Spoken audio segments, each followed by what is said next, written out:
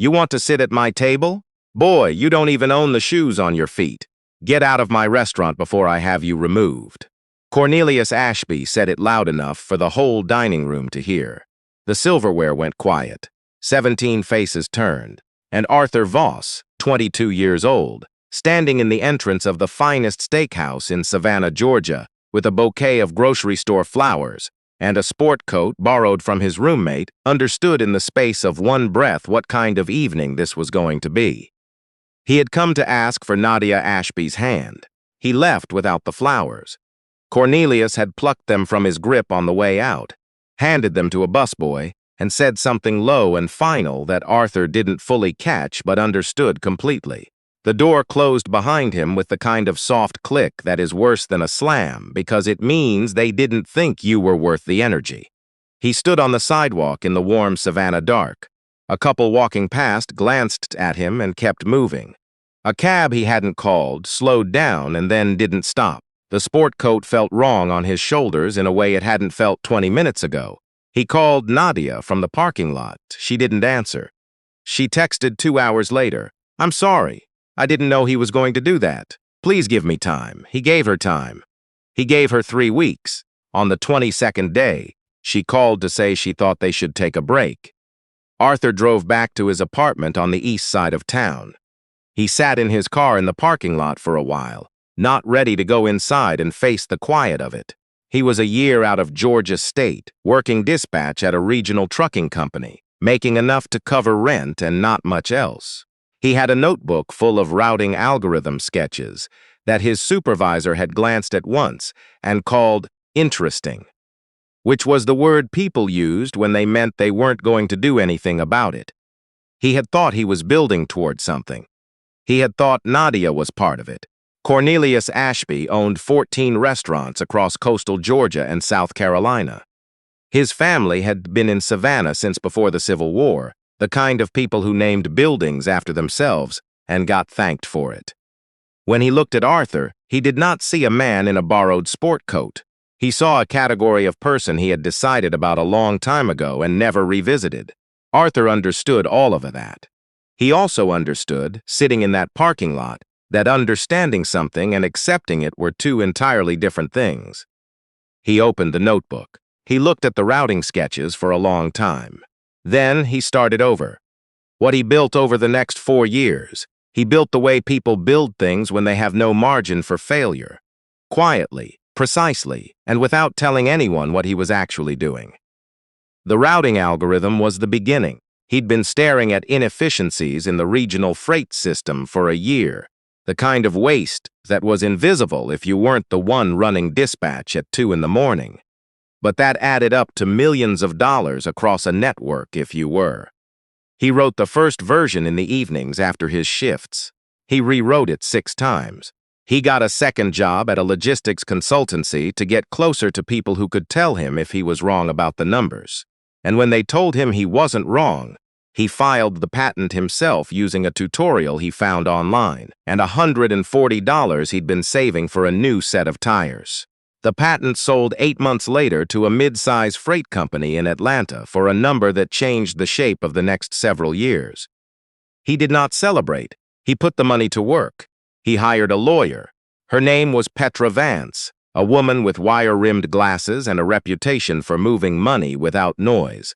And she had been with him long enough now to understand that the noise was the thing he feared most. He set up a series of acquisition vehicles, LLCs layered inside holding companies with names that meant nothing, and he started buying. Not restaurants, not yet. He bought the paper first.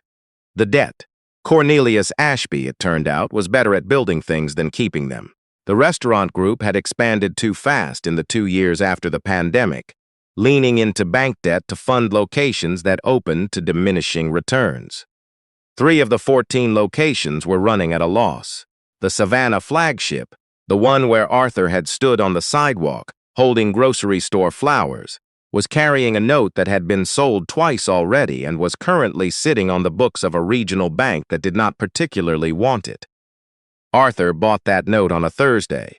He paid full price. He did not negotiate. Petra told him he could have gotten it for less. He told her the price wasn't the point. By the time he came back to Savannah, his fund held enough of the Ashby Restaurant Group's outstanding debt that a financial reporter covering Southeast hospitality would have noticed something unusual, if any such reporter had been paying attention. None were. Cornelius Ashby was not the kind of man the press examined closely. He was the kind of man the press repeated. Arthur came back on a Wednesday in October, 4 years after the parking lot, driving a car that was deliberately ordinary. He had a room at a hotel on Bay Street under his LLC's name. He had a meeting scheduled for the following week with a commercial kitchen consultant who was advising portfolio company of his, and he had positioned himself, through that company, to be evaluating a property lease in the historic district, a building 2 blocks from the Ashby flagship. It was a thin thread into the world. It was enough. He saw Nadia on his second day in the city. She was coming out of a coffee shop on Broughton Street, a tote bag over one shoulder, talking to someone on her phone.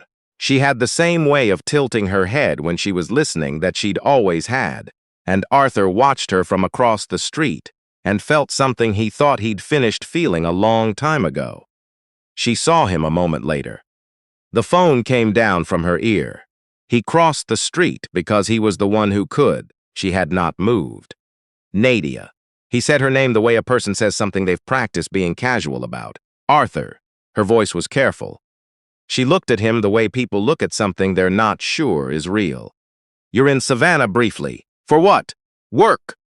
She studied his face. Whatever she was looking for, he wasn't sure she found it. You look different. 4 years. No. She shook her head slightly. Not just that. He did not tell her what the difference was. He said it was good to see her, and he meant it more than he wanted to, and he walked away before she could ask anything.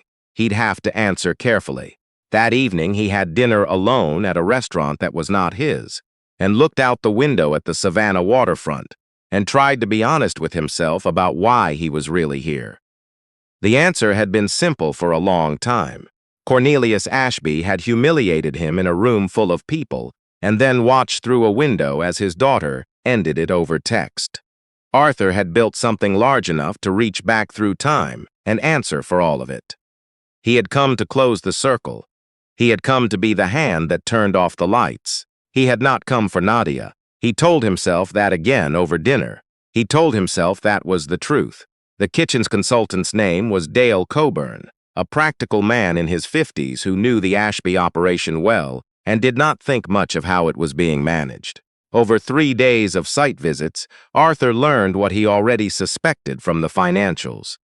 The flagship was being held together by reputation and stubbornness, 2 things Cornelius Ashby had in abundance and neither of which showed up on a balance sheet.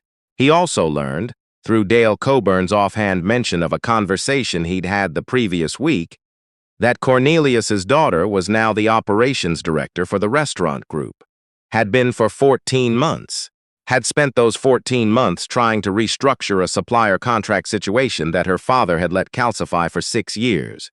She's the only one in that family who reads a P&L, Dale Coburn said, not unkindly. Arthur said nothing. He filed it away. He saw Nadia again the following Thursday, not by accident this time. She was coming out of the flagship after a vendor meeting. He was standing outside with a coffee, which was true, and which he had arranged to be true. She saw him and stopped walking.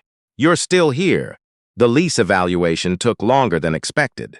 On what? A commercial space. He nodded vaguely toward the historic district. Your neighborhood, actually. Her expression shifted into something he could not read. What kind of work are you doing now, Arthur? Portfolio management. Portfolio of what? Properties, debt instruments, some operational stakes. She was quiet for a moment. The street moved around them. A delivery truck, 2 tourists with a map, a woman walking a dog with a sweater on. You're not in dispatching anymore? No, since when? A while. She looked at him the way she had in Broughton Street, that same careful examination, and this time whatever she was looking for she found the edge of, and it made something move behind her eyes. Arthur, she said slowly, are you here because of him? He held her gaze. I'm here for work. She didn't push. She wasn't the kind of person who pushed. She had grown up in a household that moved by declaration, her father announcing things as if the world owed its agreement, and somewhere in the years since, she had learned a different approach entirely. Stillness, patience, reading what wasn't being said. She had read something just now. He wasn't sure how much. "I owe you an apology," she said. He waited. "Not for the way it ended. I was 23 and scared, and I made the wrong call, and I knew it was the wrong call, and I made it anyway." Her voice was even, which meant she had thought about how to say this for a long time. "I owe you an apology for not standing up that night. In the restaurant. I sat at that table and I watched him send you out and I didn't say a word, and I have thought about that a great many times since." Arthur looked at her. The honest thing to say was that he had thought about it a great many times also, and that the memory of her face at that table, not angry, not even ashamed, just still, had been the sharpest part of the whole evening. He did not say that, he said. "It was a long time ago. It doesn't feel long," she said, "when I'm standing here." They stood in the October light, and the years between them were dense and unspoken, and neither of them said the next thing out loud. He found the second problem the same week, the way he always found the important things, by following a discrepancy in a document that had no reason to contain one. The property lease evaluation required him to pull public records on the adjacent buildings, and one of those buildings was partially leased by an entity that appeared in the Ashby Group's supply chain documentation under a name that did not match anything in the city's business registry. Arthur ran the thread for 2 evenings, patiently, the way he'd learned to run threads, and what it opened into was not good. Cornelius's son, a man named Perry Ashby, had been quietly double-billing the restaurant group through a ghost vendor for the better part of 3 years. The amounts were not dramatic by themselves. Across 37 months, they added up to somewhere in the range of $400,000. Enough to hollow out a margin that was already thin. Enough to be the real reason the group's bank debt had been selling at a discount. It was not complicated fraud. It was simply quiet, and quiet had been enough because the only person with authority over Perry's filings was Cornelius, and Cornelius had the particular blind spot of fathers who confuse loyalty with oversight. Arthur sat with the folder in his hotel room for a full day. He had no obligation here. He had come to do a specific thing, and he was positioned to do it. Perry's fraud would accelerate the collapse he had spent 4 years engineering. He could do nothing and let it run, let Perry keep digging, and be standing at the bottom with the deed when the floor gave out. The problem was Nadia, because Nadia was the operations director. Her name was on the supplier approvals, not the fraudulent ones. He could see from the document trail that she hadn't touched those, that Perry had routed them carefully around her. But the structure was close enough that when this came apart, and it would come apart, she would be the one answering for it. She was the one with the title. She was the one they'd point to. He thought about that for a while. Then he printed the analysis. He did it cleanly, the way he did everything. A single document. The discrepancies laid out in sequence, the vendor trail annotated, the dates aligned against the payment records so the pattern was unmistakable. Anyone who read it would understand within the first page exactly what Perry had done and how long he'd been doing it. He left it for her at the front desk of the flagship in an envelope addressed to her by name, unsigned.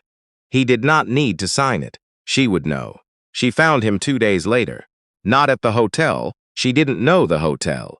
She found him at the coffee shop on Broughton where she'd been that first morning, because it was the only place in the city they'd been near each other twice, and Nadia Ashby was a woman who noticed patterns.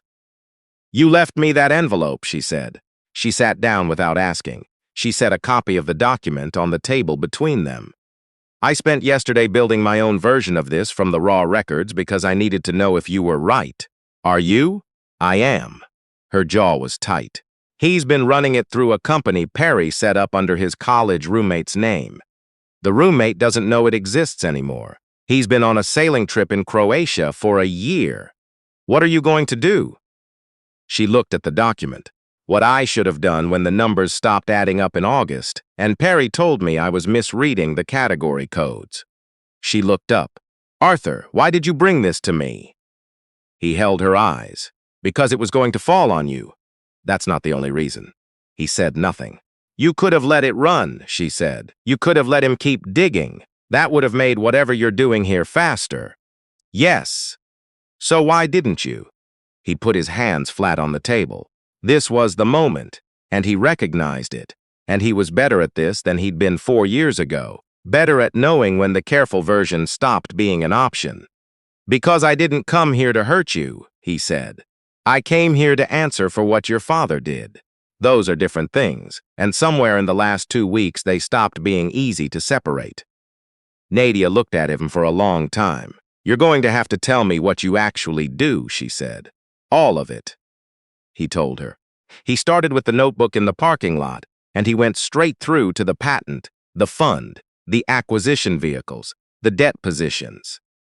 He told her the name of the flagship's note holder, which was an LLC that traced back to a holding company that traced back to him. He told her the percentage of her father's outstanding debt that his fund currently controlled. She listened. She did not interrupt. When he finished, she was quiet for a moment. How long have you been buying our debt? 3.5 years. Since, a few months after the parking lot. She closed her eyes briefly. You built all of that to get to him, yes, and you came back to use it, yes, and then you handed me the folder that slowed everything down. He looked at her. It wasn't slowing it down, it was just, I couldn't let it land on you, even if that complicated the rest of it. Nadia opened her eyes. Whatever was moving through her expression, she let it move. She didn't try to stop it or smooth it over. She sat with it, there in the coffee shop on Broughton Street, and he watched her the way he had watched her from across the street that first morning, not sure if she was going to stand up and leave. She didn't stand up. Okay, she said. What happens next?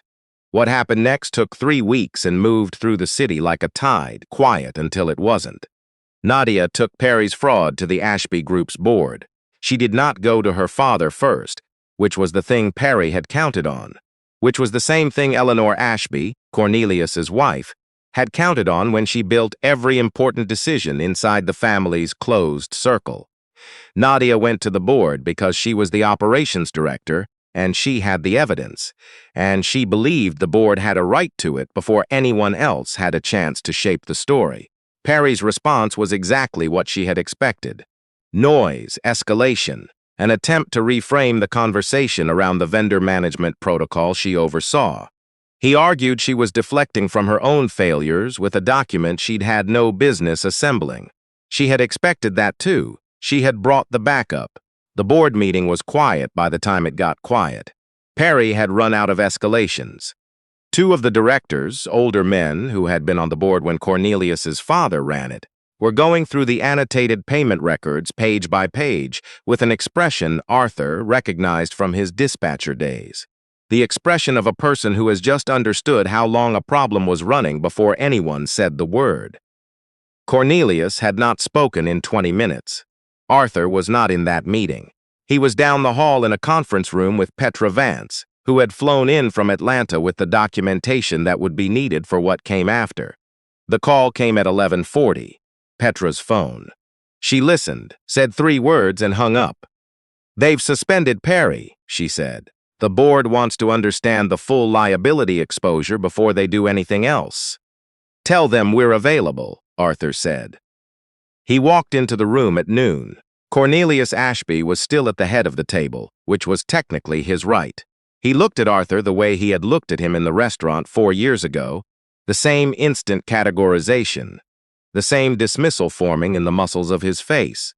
And then something shifted, because Arthur had not come in through the side door. He had come through the main one, and Petra Vance had set her folio on the table. My name is Petra Vance, she said. I represent the principal creditor of Ashby Restaurant Group.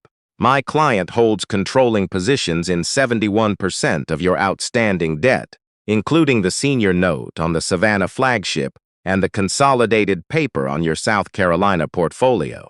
My client has also extended a letter of intent to acquire the minority equity positions currently held by 3 of the parties in this room, subject to your review. She opened the folio. She laid out the documents the way Arthur had taught her to lay out documents, in order, so the pattern was unavoidable. Cornelius was looking at the papers. His mouth had closed. Who? He said. The word came out wrong. My client asked to be here, Petra said. Arthur stepped forward. It was a different room from the restaurant. There was no borrowed sport coat. There was no door to be walked out of. Cornelius looked at him, and Arthur let him look, let him do the arithmetic the way Eleanor Peyton had done it in the story he'd never heard but had lived a version of, let the impossible ants sit in the air, until the only thing left was to accept it. You remember me, Arthur said. Cornelius said nothing. 4 years ago you took flowers from my hand in front of your dining room. You had me walked out to the curb, and you said something on the way to the door. Arthur's voice was level, not cold, just finished with what it had cost him to carry it. I couldn't hear it clearly, but I understood it. The room was still. There's no one behind me. There's no firm. There's no bigger account I'm running ahead of. He looked at Cornelius directly. I'm the one who built it. I'm the account. I started the week after you put me on the sidewalk, and I built every piece of it myself, and I came back because some things you don't get to do to a person and just walk away from. He let that sit. Then he turned to the board because there was business to conduct, and this was still a business. I'm calling 2 items, Arthur said. First, Perry Ashby's suspension becomes a termination, effective today, pending the forensic audit my team will conduct and provide to the board within 30 days. Second, he looked at Cornelius. I'm exercising my creditor rights to restructure the debt terms. I want the South Carolina portfolio transitioned to new management within 90 days. The flagship stays operational. Nadia Ashby retains all operating authority, expanded to include final approval on all vendor contracts. One of the older directors, a man named Bernard Tilley, who had the look of someone who had seen a lot of tables, said, "And Mr. Ashby's role?" Arthur looked at Cornelius one more time, the man who had plucked flowers from a 22-year-old's hands and handed them to a busboy. The man who had decided, from across a dining room, everything there was to know about Arthur Voss. He had imagined this moment at least 1,000 times. In the parking lot, on the nights when the algorithm wasn't working, in the weeks after Nadia's text. He had built the shape of it carefully, added to it, taken things away.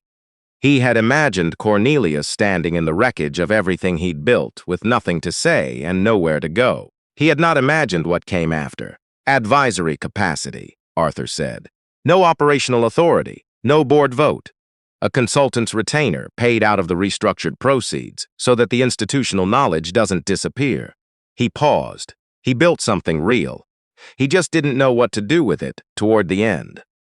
Bernard Tilley wrote something down. The vote that followed went the only way a vote could go when 71% of the debt was in one hand.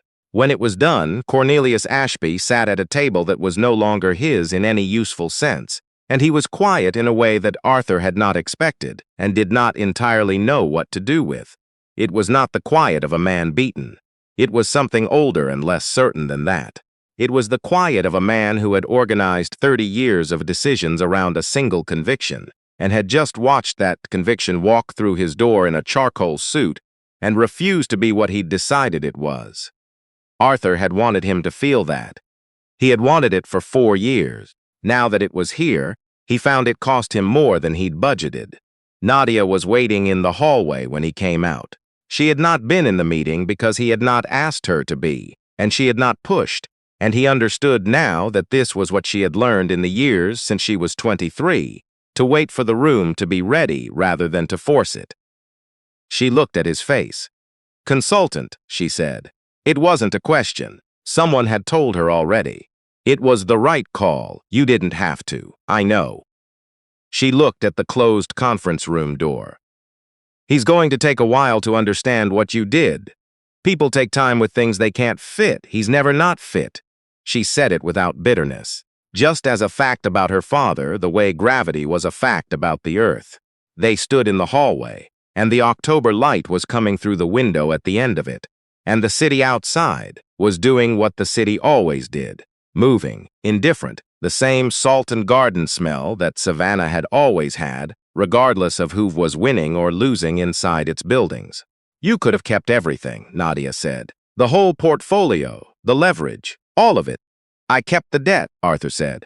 The debt keeps the company out of worse hands. But the votes. He reached into his jacket and took out a single page. He held it out to her. The operational authority was always going to be yours. I just needed to get rid of what was in the way of it. She took the page. She read it. It was a transfer document, signed the night before, assigning the full voting proxy of his creditor position to her, in her name, conditional on nothing. Arthur. You ran this operation before anyone gave you the title.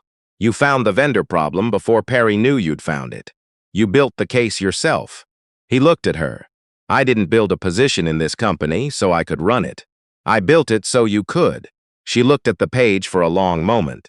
The proof was not in anything he had said. It was in the paper itself. A man who had spent 4 years acquiring leverage and was now setting it on a table between them with nothing attached to the giving of it. You should have told me earlier, she said. I know, in the coffee shop, the first time. I know. You should have trusted me with it. I didn't know if I could, he said. After 4 years of holding it, I wasn't sure the truth and the rest of it could survive in the same room. That was my failure. I'm telling you everything now.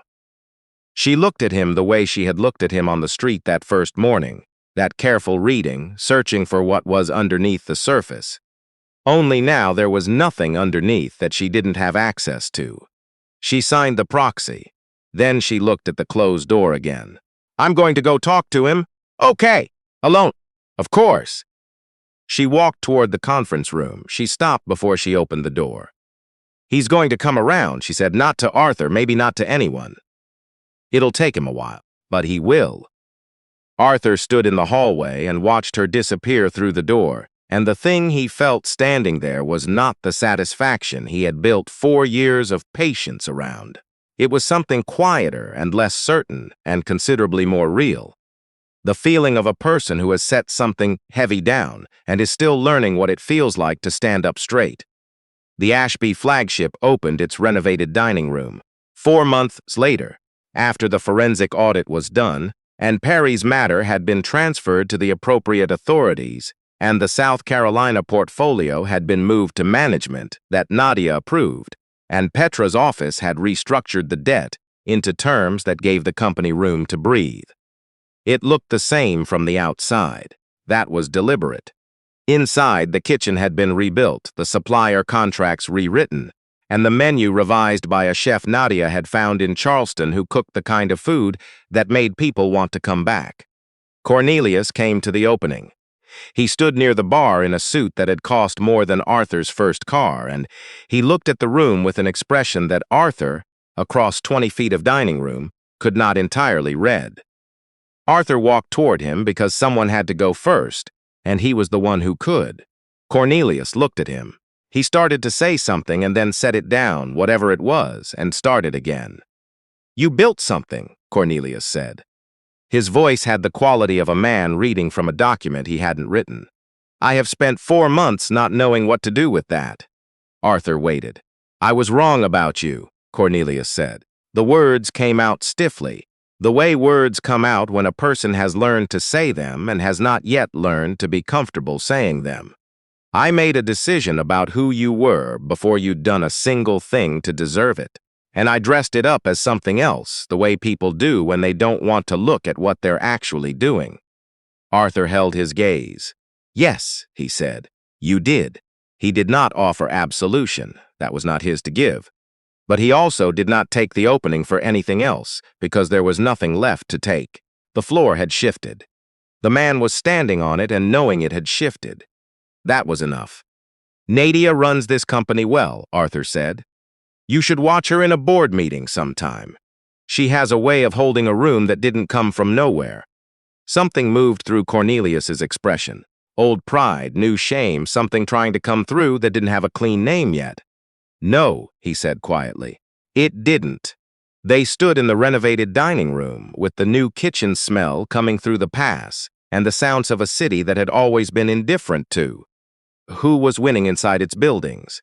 And it was not forgiveness, not exactly. And it was not the resolution Arthur had imagined in a parking lot 4 years ago. It was something smaller and more durable than that.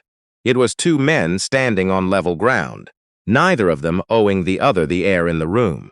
Arthur found Nadia near the bar at the end of the evening, the crowd thinning, the candles low. "He talked to you," she said. "It wasn't a question. He did. How was it?" Arthur thought about it. "Honest," he said, "for maybe the first time." She took his hand the way she had taken it when he told her everything in the coffee shop, direct and simple, the way people hold a thing they don't intend to let go of. "You could have burned all of this down," she said. "That was the plan. It was the plan," he said. "What changed it?" He looked out at the room. The new menu in the brass frames, the kitchen door swinging, the dining room full of people who had no idea what the room had been or what it had cost to get it here. "I spent 4 years building something large enough to take everything away from a man who decided what I was before I walked through his door," Arthur said. "And when I finally walked back through it, the only thing I actually wanted was to hand it to you and watch what you do with it." He looked at her. "Turns out I didn't come back to take anything. I came back to build something worth giving." She held his hand and the room moved around them, and there was no longer anything between them that needed navigating. They were standing in a restaurant that had once been the place where someone decided Arthur Voss was nothing. And it had become, without announcing itself, the place where he understood that the decision had never been about him at all. The city smelled the same as it always had, salt and jasmine and the particular warmth of a Georgia October evening. It had been indifferent to him the night he left it. It was indifferent to him now. The difference was that he no longer needed it to be otherwise. And in the garden of a life he'd built from a parking lot and a borrowed sport coat and a notebook full of numbers, he and Nadia stood together on ground that belonged to them both, and the future opened ahead of them like a door that nobody alive had the authority to close. There's a moment in every story like this, and maybe in your own story too, where someone looks at a person and decides with complete certainty who that person is and what they're worth. They make that decision quickly. They never revisit it, and they build the next 30 years of their behavior on top of it. Cornelius Ashby wasn't the first person to do that. He won't be the last. But here's what I keep coming back to the more I sit with Arthur's story. The revenge was real. The plan was real. The 4 years of patient, invisible construction. All of it real. And at the end, when he had everything he'd built aimed exactly where he'd aimed it for 4 years, he put it down. Not because he'd forgiven the man who humiliated him. He hadn't, not entirely, and honest stories don't pretend otherwise. He put it down because he'd finally figured out the difference between answering for something and being defined by it. If someone in your life has been the Cornelius Ashby, if someone looked at you and decided what you were before you ever had a chance to show them, I'd love to hear about it in the comments. Not the revenge fantasy version, the real version. What happened and what it cost you and what you built out of it. Those are the stories that become the next one. I read every single one, and I'm glad you're here.